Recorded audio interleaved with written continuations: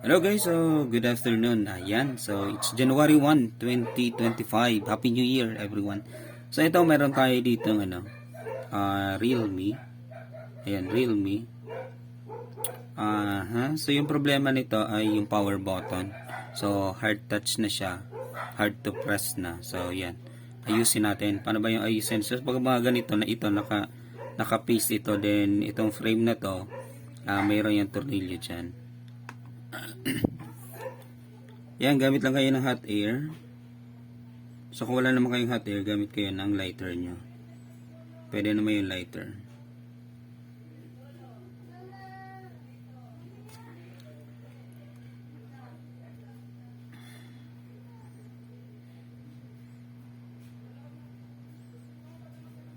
Yan, it's January 1, 2025. So this is the first day of the year. Happy New Year sa bawat isa. So, huwag niyong kalimutan mag-subscribe, So, huwag na din kayo mag-skip ng ads niyo.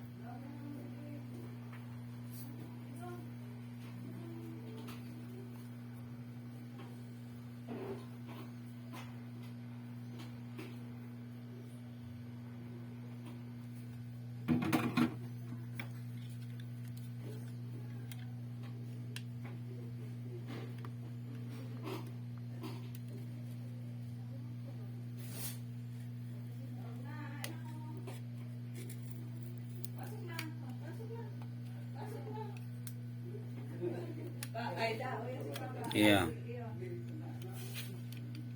Yan, gamit lang kayo ng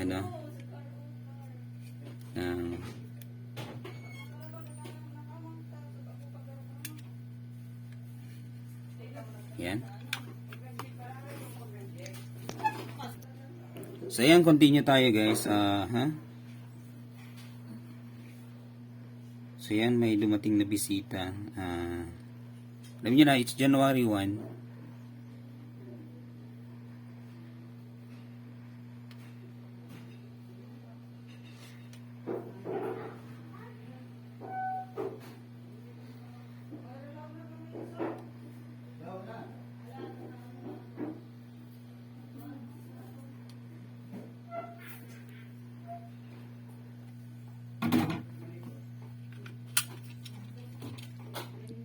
So yun nga, sabi ko nga, kapag pwede naman kayong gumamit nito ng lighter, So yan. Unahin nyo lang tong parting ito. Ganyan. So kung ano man ang cellphone nyo, Realme, Infinix, Oppo.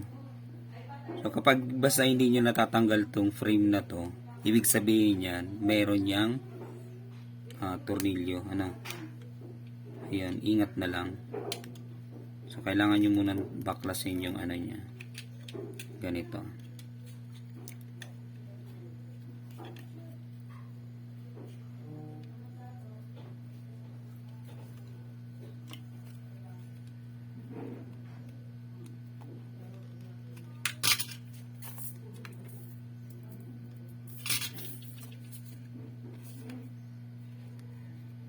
So, nawala yung plastic na gamit ko eh.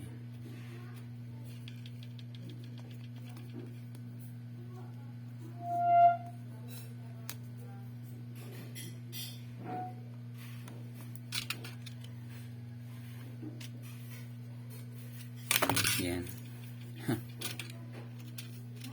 First time na buksan ito guys. Yan. Alright. So, gamitan na natin ng magic to. Yan. So, kung wala kayong manipis na plastic, yung medyo matigas or kagaya nito, pwede to. Yan, para mabuksan nyo,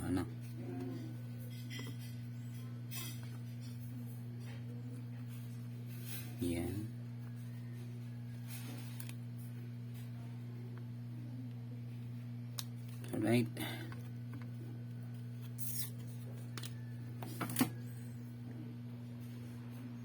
So, pwede kayong gumamit ng lighter. Lighter. So, kung wala kayong hot air, pwedeng lighter. So, ano nyo lang. So, basta uminit siya para ma-detach or umangat. Yun yung purpose nun. Iniinit muna natin.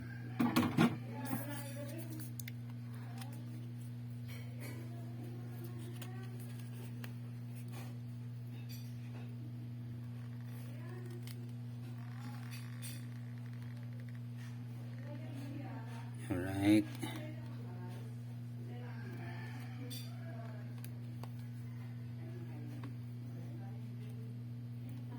So ito sa parting ito medyo yan, dikit na dikit yan. Kaya kailangan natin ingatan yan. Yan, dahan-dahan lang guys. Para hindi siya ma-broken,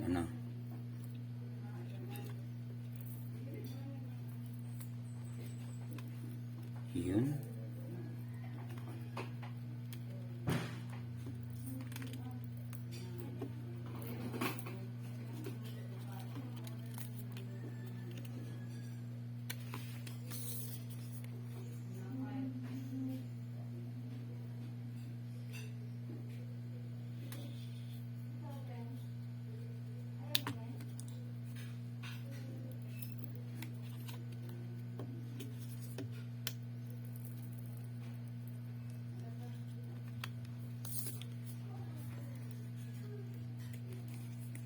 So iniiwasan kasi natin dito maano siya. Kapag inilit kasi natin ng ininit yan. So pwede maapektuhan yung kanyang LCD. So as much as possible kung initin mo lang ng konti, umangat lang yan ng konti. Then gamit na lang kayo ng manipis na plastic or carton kagaya nito. So yan. Yan, premium gift card from Vivo. So hindi ko pa ito nagagamit. Yan. Okay. Yan. So yan guys. So ito, as in totally hindi talaga basta-basta matatanggal siya kasi meron siyang mga tornilyo dito sa palibot niya.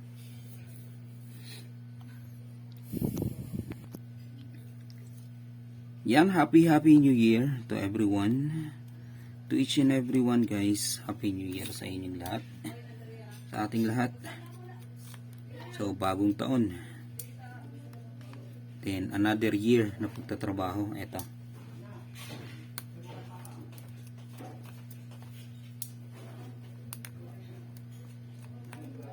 so halos lahat ng mga cellphone pare-pare lang naman yung design nila, yung likod nila, kung paano mo babaklasin. So yun, basta ang pinakang doon, kapag hindi mo natatanggal yung frame niya, ibig sabihin yan, mayroon niyang mga tornilyo. Kailangan mong tanggalin yung mga tornilyong yun.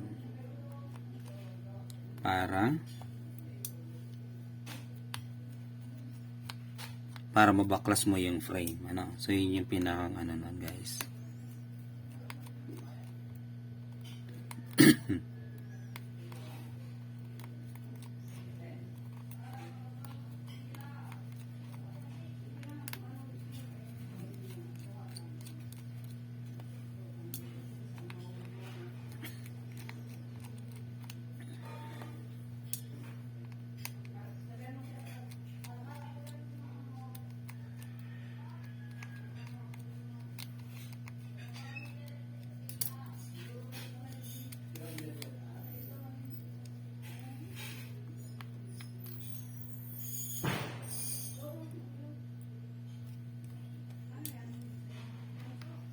Kaya medyo maano siya,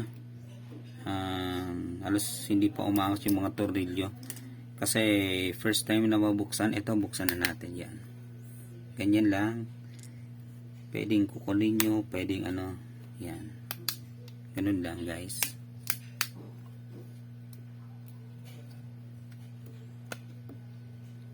Yan, careful lang. Yun. Mhm. So ito, tanggalin natin yung sa fingerprint niya. Ayun.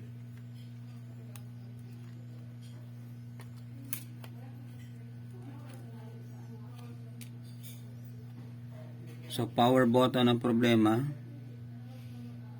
Oh, okay pa naman yung power button niya. Try nga natin.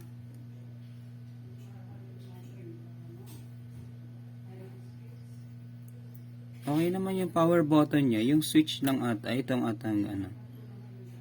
Ito yung mahirap na. Ito yung rubber niya. Ito ang problema guys. So yung power button mismo. Okay naman.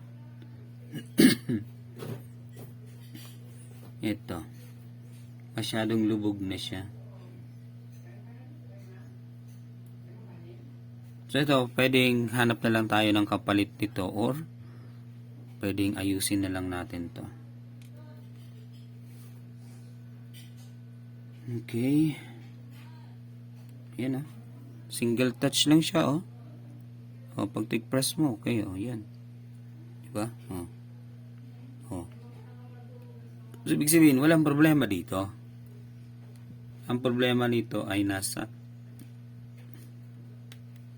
dito mismo problema. Masyadong na yung rubber niya, lubog na yung rubber niya. So maayos pa ba natin to? Tingnan nga natin, try natin.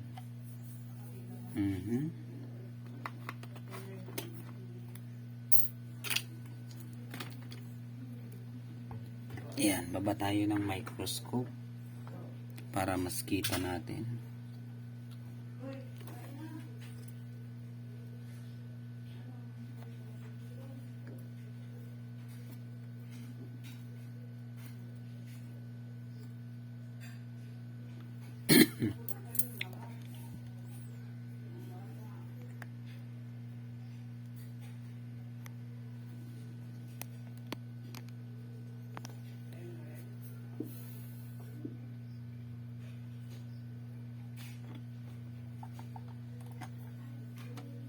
Right, so ito yung ayusin natin yung pinakang niya, yung rubber button. Ito yung ayusin natin. So ito kasi dapat dito may nakausli yan dyan. So dapat mayroon yan dyan bumubukol.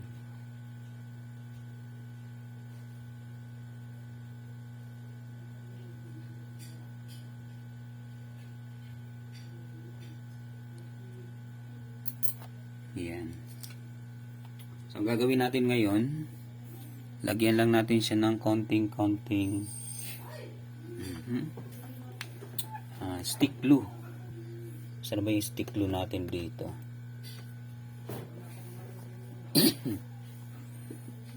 konting stick glue lang guys.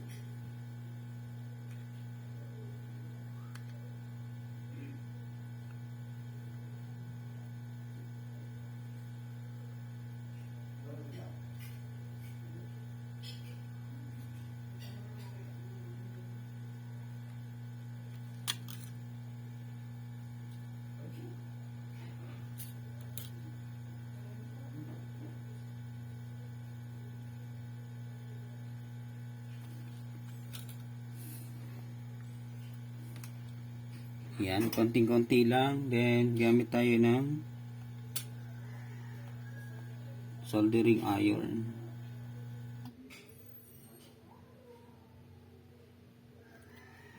Oops.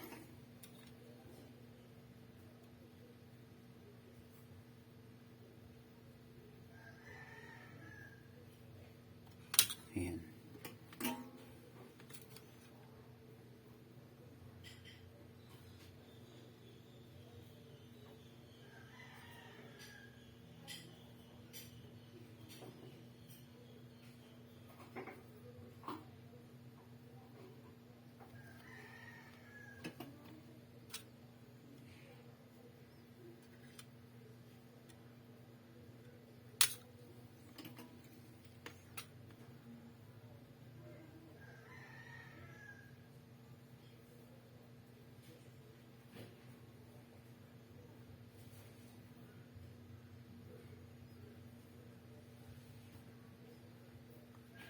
Ayan. So, lagyan mo lang ng konting stick glue din patuyuin.